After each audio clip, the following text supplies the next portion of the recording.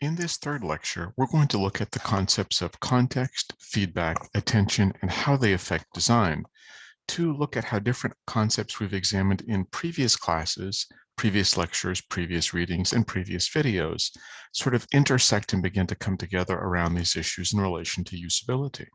If you have questions on anything I will discuss in this lecture, please feel free to email me at the address listed here. To begin our lecture, let's talk about something called journey mapping, which is an extension of usability concepts across a person's entire day. The idea in this case is that we don't use technologies in only one setting for the most part. Rather, quite often, we'll use the same technology in different locations in different ways over the course of our day. For this reason, we need to keep track of where, when, and how a user is employing a technology in different contexts to determine how effectively that technology is designed to meet that user's needs in that context of use at that time. This is called journey mapping, or taking someone through the journey or travels they go through in their entire day. What spaces do they go from and to from the time they wake up in the morning until the time they go to bed at night? And essentially identifying the context of use and related script expectations for each stage in this journey throughout the day. So as we've talked about earlier, the idea is that usability is not decontextualized. It's not just about the audience, but it's also about the context of use, or where users find themselves whenever they try to employ a tool or a technology to perform a process. And as we've discussed before, those dynamics of context are important because the objects in a context affect how individuals will use things and perform processes, as well as the items individuals are using themselves might need to be adapted in relation to what is going on in or what is available in a given setting. What's key in this facet, as we've looked at with scripts, are most of us have preset expectations based upon experiences for how we will move through a specific context of use or location, and how we will use a given tool or technology in that location as we move through different acts or specific kinds of tasks in that setting. This works in terms of determining usability expectations in one location or one context of use. The challenge becomes what happens in terms of how these scripts play out over the course of a day. So we can create a script map for one setting, one location that identifies the different dynamics and expectations of props, roles, entry conditions, and exit conditions. And that creates a design for one setting. However, as many of us use the same tool or technology throughout the course of our day, moving from location to location during that day, the journey we take in those different spaces affects how we're using that same tool in different settings, meaning that we need to adapt a design for different contexts of use individuals will be in throughout the given day or through the journey of their life daily cycle. Each different location will have in it different objects and elements affecting how things are used, meaning that there'll need to be certain differences related to how to use that technology in that setting. And ideally, by identifying this full journey someone goes through in their day, we can create designs that are effectively usable in these different contexts people move through in the course of a routine. Essentially, we're taking the concept of scripts and expanding it out. Instead of creating one script for one point or one context of use in someone's journey, we're mapping out all the different scripts for all the locations that person will use the technology in at different points in time. This ideally will create a sort of universalized approach to this design that allows the user to seamlessly move from place to place and have their usability expectations met in every location. So the idea is whenever we wake up in the morning, quite often we'll begin using our mobile phone in one context, say checking the time. As we move through our day, say get on the bus to go to work or to school, we might use our phone again, but in a different way in that context because of the individuals in the area, the amount of space available, and so forth. At school, we might find ourselves using our mobile phone in a completely different way, maybe for a few seconds before or after the start of class. We might go from the classroom to the library, and in that context, use our mobile phone in a completely different manner to achieve an objective there. When we get on the bus to go back home again, new context, potential new use of the phone in transit. And finally, when we come home and get ready for bed at night, we might do something like check final emails or set an alarm on that phone at the very end of the day. But again, the context of use for this technology keeps altering over the course of the day with different parameters affecting how we use it. The better we understand all of these different interlocking contexts, the more effectively we can design a technology to seamlessly be used and usable in those settings. So again, the notion is, what are the dynamics involved in each context of use throughout someone's journey over the course of the day? How do we map those effectively or create a journey map of them? So what does journey mapping entail? What do we need to understand in terms of different context of use expectations? Well, quite often we'll ask three kinds of questions in the following order to sort of contextualize this overall journey. These three kinds of questions are, first and foremost, context questions. They're the first set of questions we begin with, then user pattern questions, and then recognition questions. This isn't required for your final project for the course, but at some point in your career, you might be asked to create this kind of a journey map for individuals who use a technology throughout the course of a day, and these are approaches to doing so. So in terms of this first set of questions, the very first thing we do is we try to identify the different environments in which someone might be using a tool or a technology. In this case, let's say a mobile phone. So they begin with, how often do you use this technology? How often do you use your mobile phone? To get an idea for, is it something that's frequently used or only used in certain settings? Then based upon that, well, when do you use your mobile phone? When do you use that item? To again, get an idea for at what points in the day. As we looked at when we talked about context of use earlier, the time someone does something in a location can greatly affect what is going on in a given setting. So we need to begin by establishing these times of access or times of use first. And then we can look at the specific location that the technology is being used in. So where do you use your cell phone at this point of time during the course of your day? And the idea is we're trying to locate the specific locations and times at which someone is using a specific product. Again, let's say a mobile phone, to begin to determine what contexts of use are central to the journey map of that person's day. Once we know the context questions, the environment where something is used, we can then begin to identify behaviors or specific patterns of use in each of those identified environments.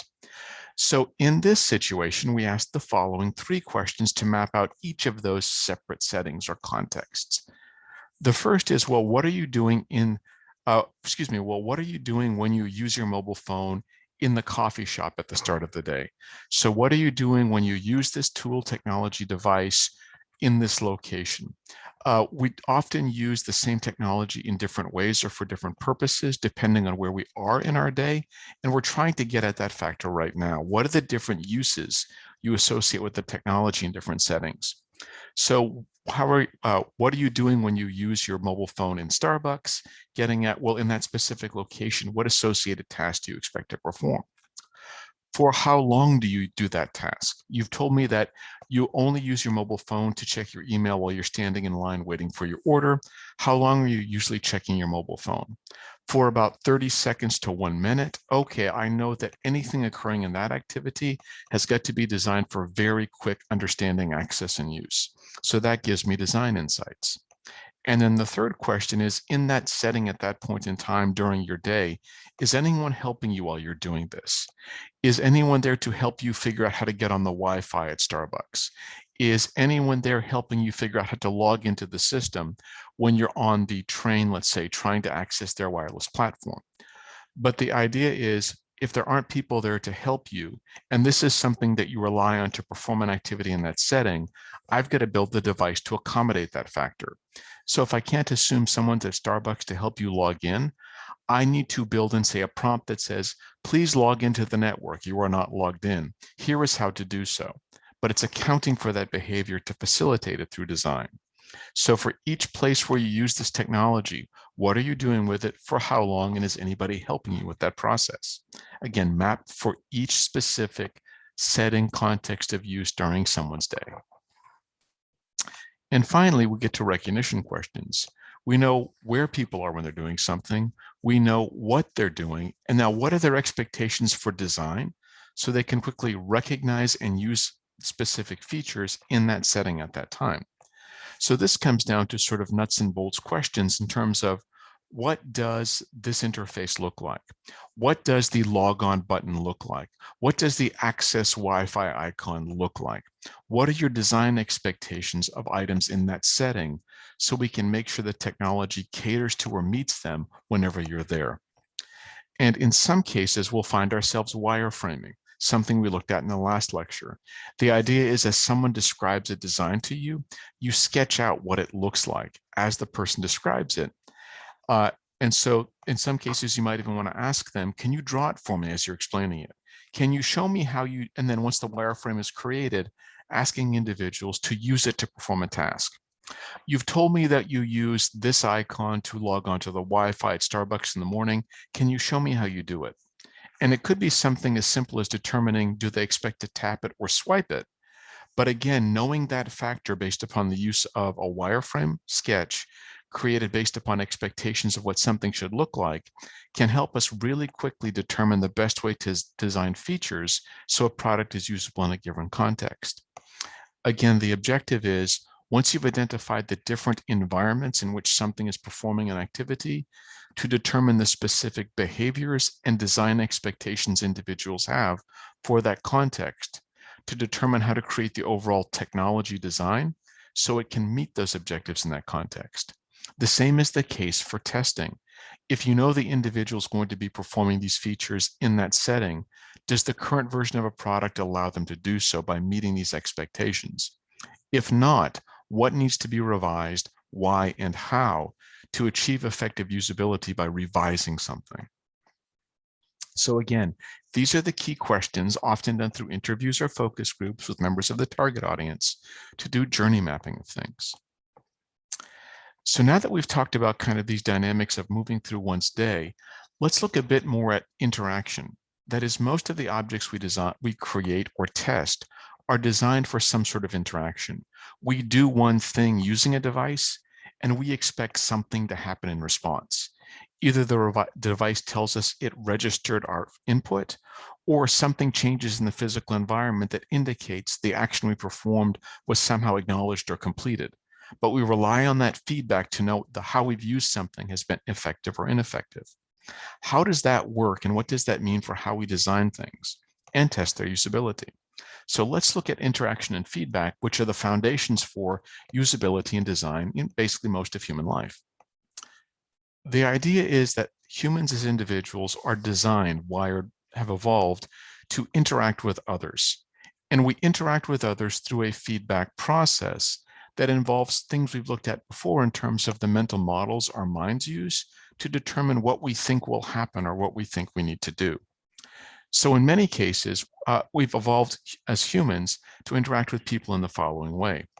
Whenever we meet with someone for the first time, we access a mental model of how we think we need to present information to that individual to effectively convey an idea to them, or to effectively convey a suggestion so they'll act upon or react to what we've said. Using that mental model as a guideline, we replicate the behavior we observe in that model. If the mental model I have says, say, can you please pass the salt, to have someone pass the salt to me from down the table, that's what I'll say in response. I then wait for how that person responds to what I've said. That is, I wait for feedback to see, did they understand and are they going to act upon what I've done? And it turns out that in many cases, what we're looking for is not necessarily verbal feedback or feedback in words, but a large percentage of what we look at is nonverbal feedback. Specifically, we look at facial expressions. Based upon someone's facial expression and their posture or body language, did they understand what we just said? Did they understand our message? Do they accept what we've said? Will they respond to what we've said? But it turns out that a large degree of the feedback cues we use to determine how successfully we've done something comes from nonverbal information other than the words someone uses. Based upon these feedback cues from our audience, we determine, no, this mental model didn't work. Apparently, the way I thought I could present this information did not register with my audience. Using that feedback, let me modify the mental model and come up with a new approach for stating this concept and see if they understand. So I use feedback, I revise my mental model, and then I try again. Here's the new model, let me try to say it this way. And again, I wait for feedback from the person I'm speaking with, from my audience. If it turns out apparently that didn't register, the verbal and nonverbal information together indicates a lack of understanding. I take that feedback again and I modify the model once more. I use the pattern shown in that revised model. And if I get the feedback that I had expected, comprehension, then I know I've been successful and to use this approach in the future with this individual when performing this process. All of this is hardwired into us as humans as a species. This mental model, present information to someone else based on mental model, look for feedback cues, particularly nonverbal cues, adjust mental model accordingly, try again until either someone comprehends the mental model is successful or we give up. It simply is not going to work no matter what happens. But the idea is we're continually using feedback as a part of every interaction with other human beings. What makes this interesting is how these communication expectations for interaction that humans have evolved affect design expectations. Specifically, while we have evolved to interact through feedback mechanisms with humans, it turns out we apply those exact same mechanisms to technologies. That is, we expect a technology to respond from, or we use it the same way that we would convey information to another human. Allow me to explain. Whenever I want to use my mobile phone to try to call somebody, the very first thing I do is I call up a mental model for what I think I need to do to use that mobile phone to achieve that objective. Using that mental model as a guide, I perform the process as it appears in my mind. I then wait for feedback from the technology. Did the process seem successful? Is the call going through? Or did I receive an error message or the phone is not responding? If those are the cases, the nonverbal information or the mixture of text and images I get back from my device indicates something didn't work correctly. Again, I abandon the previous model, modify my mental model based upon that feedback, and try again. And again, after I try the new process modified based upon that feedback, I wait for a response from the device. And if the device still isn't responding as expected, I again take that feedback, visual and verbal information that indicates something did or did not work, that did not work effectively. And quite often it provides me with suggestions for what to do. Note, call could not be completed. Please dial again. Or note, signal is weak. Please move to a location with stronger signal. I keep modifying how to use something based upon that feedback until I get successful use. So we're using the same mental machinery to interact with the device that we would a human being in terms of mental model, try procedure, wait for feedback, modify accordingly. Why this is important is it governs our usability expectations in many contexts with devices, even ones that can't effectively interact with us like human beings can. And the key to that is quite often we just present verbal information and expect individuals to know how to respond to that feedback accordingly. For example, if we're reading a set of instructions on our mobile phone and it says, perform this task now, and we get information that says something like task is complete. For many of us, if it's just that text, we're not quite sure if we effectively completed that process. In many cases, we expect not just the text, but some sort of visual symbol that indicates the process is complete. This is based on that hardwired aspect we saw earlier with feedback and interaction, where we want those nonverbal cues to accompany things to make sure we fully understand something has been successful or not. As a result, this means when we design feedback cues into technologies, or we assess how effectively the feedback cues of a technology work, we need to look at both the visual and the verbal ways for conveying information, or the verbal and the nonverbal ways for conveying information that individuals use to determine something was successful or not. In the case of this task is complete, if individuals might use a sound that has a positive nature, it is a rising tone to indicate success.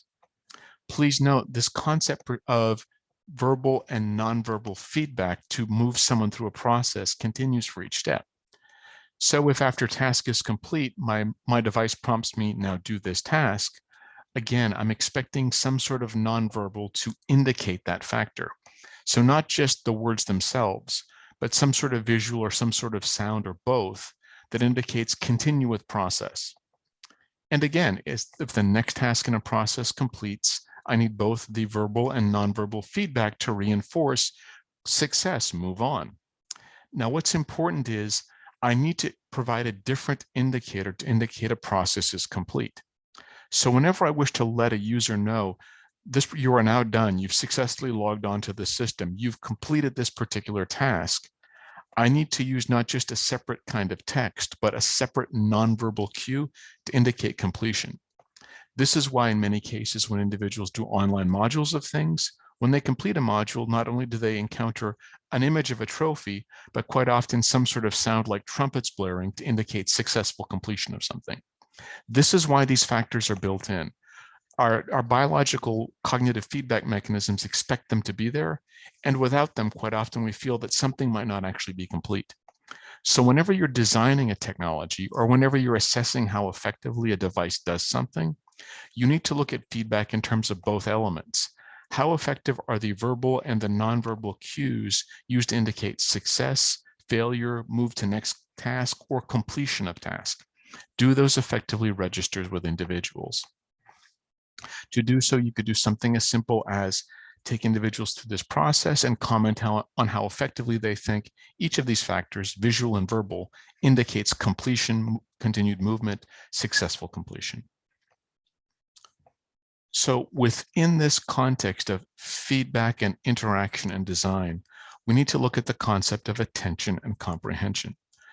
And that is, for us to use something, first of all, the feature or device has got to grab our attention so we know it's there. Once our attention has been drawn to something, we need to understand what it is, what it does, and how to use it to effectively make use of that focused attention. For this reason, whenever we convey meaning and talk about feedback and behavior, we need to make sure that the designs of things we're using are both effective at drawing someone's attention and effective at conveying information that is comprehensible or understandable to proceed with use. So in terms of what gains and holds attention, we know that they're both visual and verbal elements, which means that the both work together to make sure individuals comprehend what's going on. And so let's talk about that a bit because they affect both how we interact as humans face to face and how we interact with technologies based upon mental models that guide things. So for example, if you were to see this sign, it does catch your attention because the red circle with the line through it pops out from its surroundings and draws your eye to it. And for many of us, we've seen this symbol before. It means to not do something. But the question becomes not do what? It's highly effective at drawing our attention, but it's of limited effectiveness in terms of comprehension. Do we understand what it's trying to convey to us now that it has our attention? We know not to do something, but not to do what? Now, for most of us, this means we need to integrate text into the image. The visual has drawn our attention. Now some text needs to be provided to clarify what meaning to draw from this item. This is where translation and localization become important because I can provide text that tries to clarify, but if that text is in a language that the other person cannot understand, either because they cannot see it or they cannot read in that language, then the comprehension of this item is pretty much useless because I can't intuit from this what exactly is going on, other than I'm not supposed to do something, I'm not sure what. The phenomenon we're talking about right now is called the attention comprehension gap. That is, all designs have an attention facet and a comprehension facet. And in a perfect design, attention is 100% and comprehension is 100%.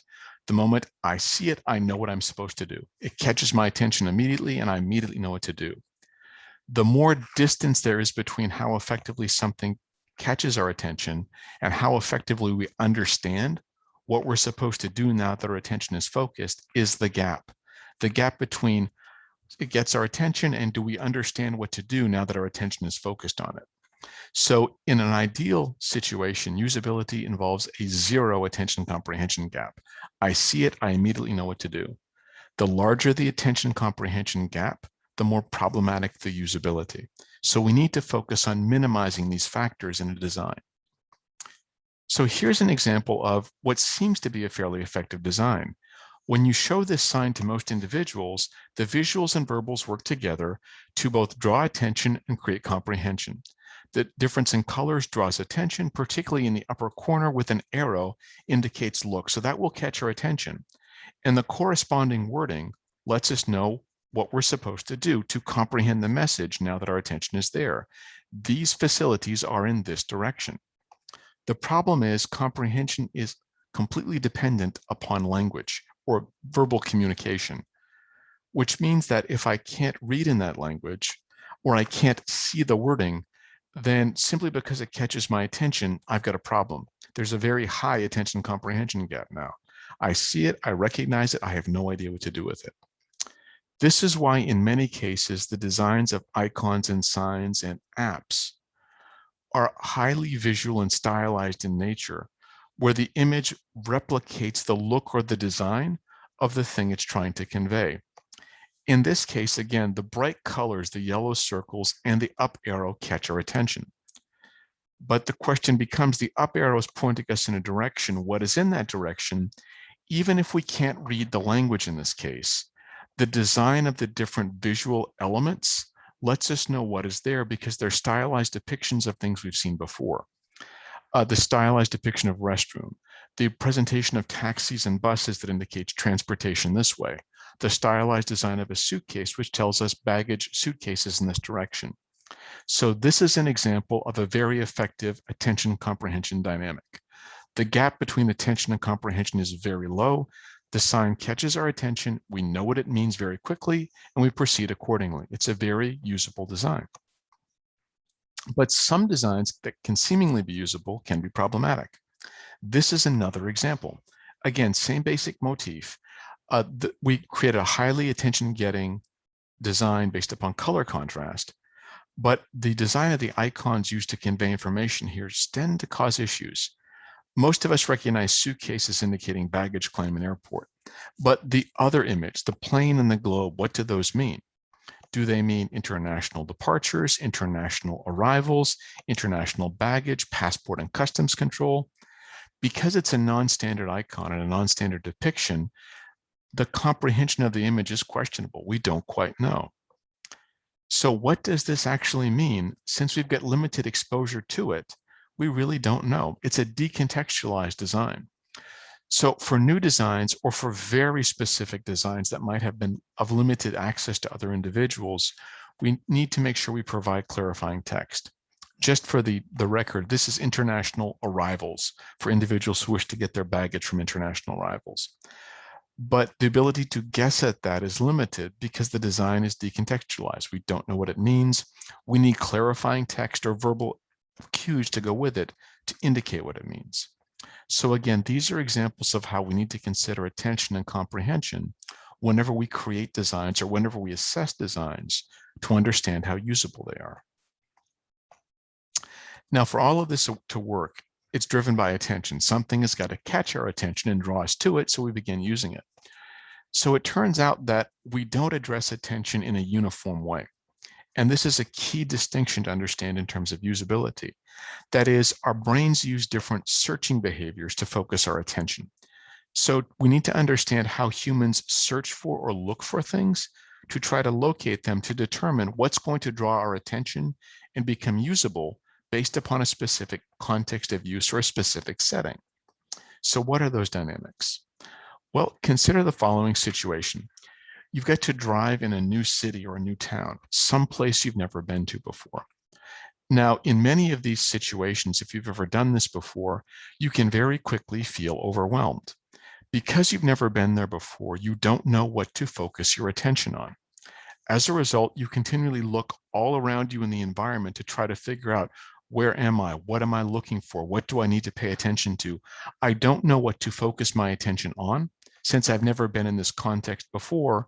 So I look at everything and anything to try to figure out if it's important. This very quickly overwhelms us. In much the same way we looked at with earlier, our brains can only process so much information at once. If we've got too much sensory input we're trying to focus on, we face overload and we begin to just feel completely overwhelmed. So in the case of driving in a new area, many of us will look around, be frantic until we can see something that we recognize and go to it and try to stop and orient ourselves. Many of us can very quickly move towards a stop sign and find a stop sign in a completely unknown location and know what to do there. For some reason, that stop sign automatically stands out. It grabs our attention and we move toward it. The question becomes why?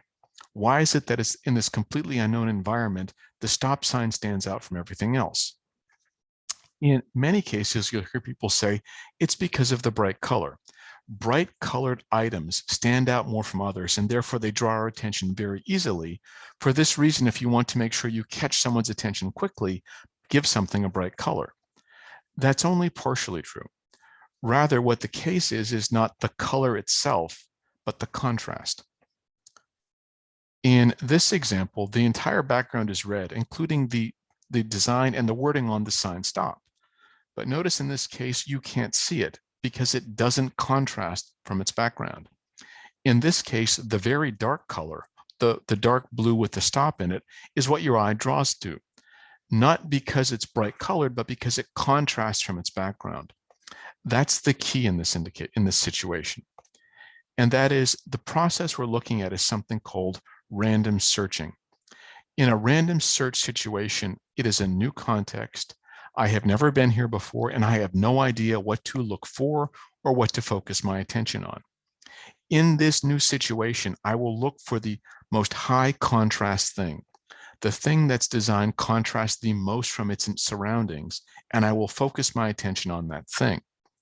Key to this is it's not the color itself, it's how much the color contrasts from the environment around it. So that's what's key. In random searching, when we've never been in an environment before, we need to give objects we want folks to focus on very high contrast, and they'll notice them immediately. In the case of, let's say, you're designing a brand new interface for a software no one has used before, if you want to make sure that individuals find the on button, you want to make sure individuals find the login prompt, you make it the most high contrast item on the screen. So say a black background with a red login button, or you can flip it around, a red background with a black login button. But the idea is that's the starker the contrast between background and item, the more readily individuals will draw their attention to it in an unknown environment. This is random searching behavior, and we use it regularly. Now, there's a different kind of search we engage in a different location.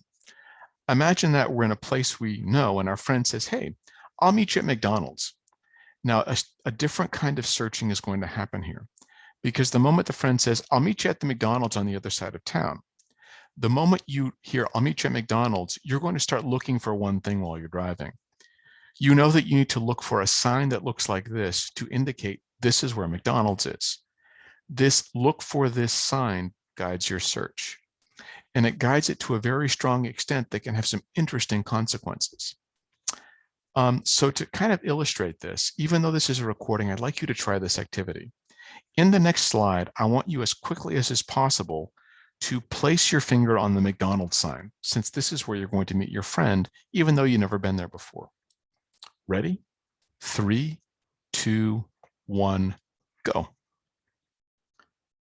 Now, chances are by now, the vast majority of people have placed their finger on the golden M that's on the right side of the screen.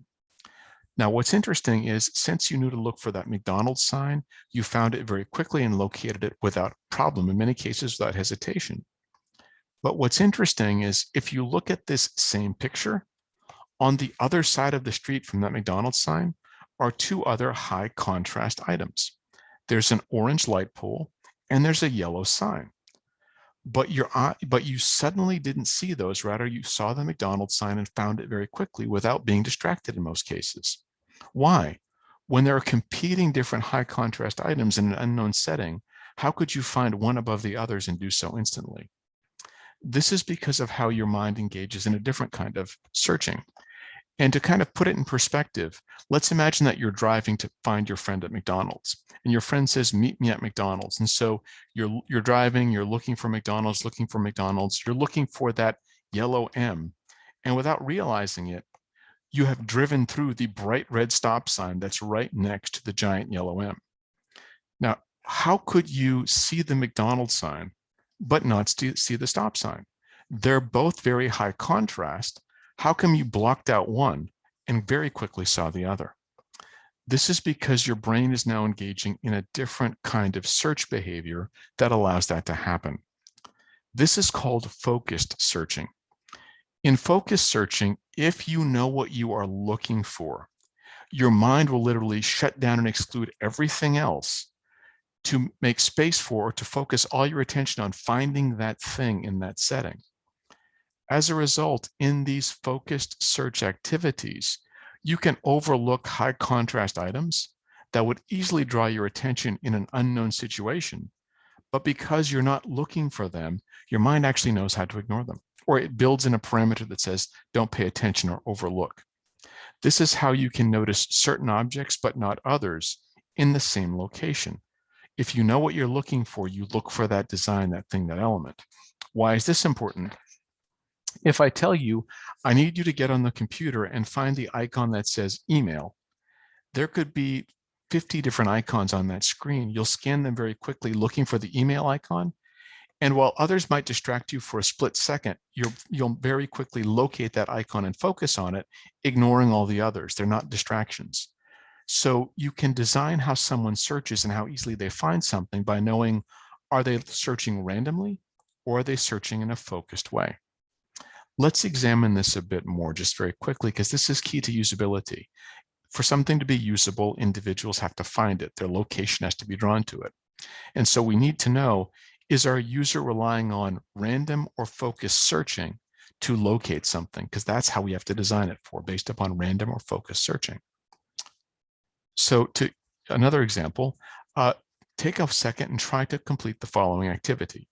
I'm going to show you a slide of an interface, and I'd like you to place your finger on the first icon that catches your attention.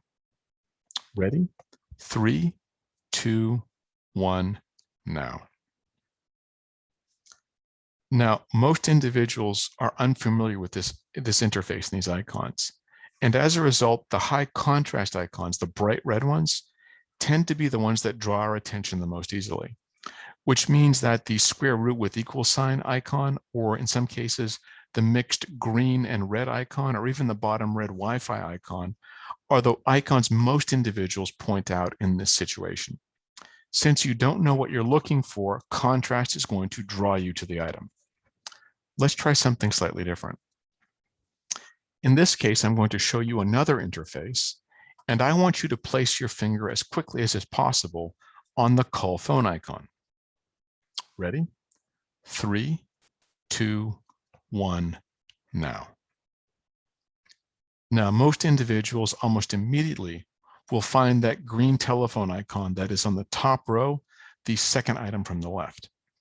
Now, notice in this case, you knew what you were looking for. You could exclude everything else, all the high contrast items, which are much brighter and much more contrast effective on that page, and located the specific thing, even though it was a duller color, less contrast. What's interesting about the exercise you just performed is these are the exact same interface. The only modification here is you were told what to look for, focused searching in one case, and not told what to look for in the other, random searching in the other. So this is how knowing the distinction between random and focused searching affects how we do usability testing and also how we design products to be usable. If we know someone is searching for something, we design the item to look like what they're looking for. That way they can find it immediately. If the user has no idea what they're looking for, we need to provide minimal high contrast items, because those high contrast items will be what draw attention and generate use. This is important in design because of replication based upon these expectations, specifically for focused searching. Many of us are familiar with the word processing program, Microsoft Word. As a result, whenever I say, okay, open up a word processor or open up a document, this is the screen that automatically comes to mind that guides what we do. It is kind of the default that guides our focus for different features on the page and how we use it. So if I were to ask you, bold this text, you would look for a certain icon or certain feature, italicize the text, underline the text.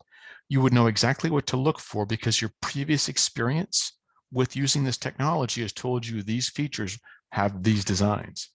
Why this is important is if a competing product, another word processing program, wants to compete in that market, they can't create a completely new design of an interface. That will confuse users because users are going to use their previous mental models for identifying the features on an interface to figure out and use the new thing.